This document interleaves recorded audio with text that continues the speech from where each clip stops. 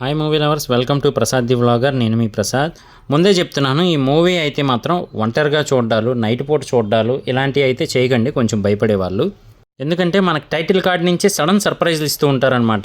సడన్గా డోర్ తీయగానే దయ్యం గోడెక్కేయడాలు, అలాగే క్యూర్ చేయడానికి వచ్చిన వాళ్ళు జుట్టు పట్టుకొని గాల్లో లేపడాలు ఇలాంటివన్నీ చేస్తూ ఉంటారనమాట. ఇక అసలు కాన్సెప్ట్ ఏంటి అంటే కనుక ముందుగా తెలుసుకోవాల్సింది, ఇది నిజంగా జరిగిన స్టోరీ అంట. 1928వ సంవత్సరంలో జరిగిందని మూవీగా తీసినట్టయితే చెప్తారు మనకి. ఇది యూరోపియన్ కంట్రీలో జరిగిందనమాట. ఒక చర్చ్ అనేది ఉంటుంది. ఆ చర్చ్లో రోజు అందరూ ప్రేయర్స్ చేసుకోవడానికి వస్తూ ఉంటారు. ఫాదర్ అందరికీ ఆశీర్వాదం ఇస్తూ ఉంటారు. అంతా నార్మల్గానే ఉంటుంది. అయితే ఆ చర్చ్ ఫాదర్కి ఒకరోజు కాల్ వస్తుంది. ఏంటి అంటే, మీ చర్చ్కి ఒక అమ్మాయిని పంపించడం జరుగుతుంది. దేనికోసం అంటే కనుక తన మెంటల్ హెల్త్ బాగాలేదు అని. అప్పుడే ఫాదర్ క్లియర్గా చెప్తాడు, అలాంటప్పుడు సైకియాట్రిస్ట్ దగ్గరికి పంపించవచ్చు కదా అని. మీరు ఓన్లీ చెప్పింది మాత్రం చేయండి చాలు అని చెప్తారు.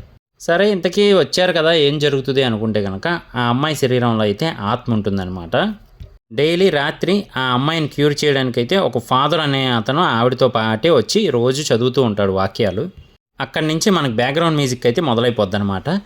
దీని అంతటికీ కారణం ఎవరు అంటే కనుక ఆ అమ్మాయి తోబుట్టువులు కొన్ని వివాహేతర సంబంధాలు టైప్లో అయితే పెట్టుకుంటారనమాట. అవి అమ్మాయికి తెలిసిపోతాయని చెప్పి మొత్తానికి ఇలా తయారు చేస్తారు. అంటే ఏ టైప్ ఫుడ్ తింటే తొందరగా ఎవిల్ స్పిరిట్స్ అనేవి వస్తాయో ఆ ఫుడ్ని ఆవిడ చేత తినిపిస్తారు. అదే రకంగా ఆవిడ బాడీలోకి ఆత్మ వెళ్ళేలా అయితే చేస్తారనమాట. ఈ గ్యాప్లో అయితే మాత్రం ఆ చర్చి ఫాదర్కి చుక్కలు చూపిస్తుంది. సో ఓవరాల్గా మరి ఆ అమ్మాయి ఒంట్లో నుంచి ఆత్మను పంపించగలిగారా లేదా, ఏమైంది అనేది స్టోరీగా అయితే తీసుకెళ్తారు.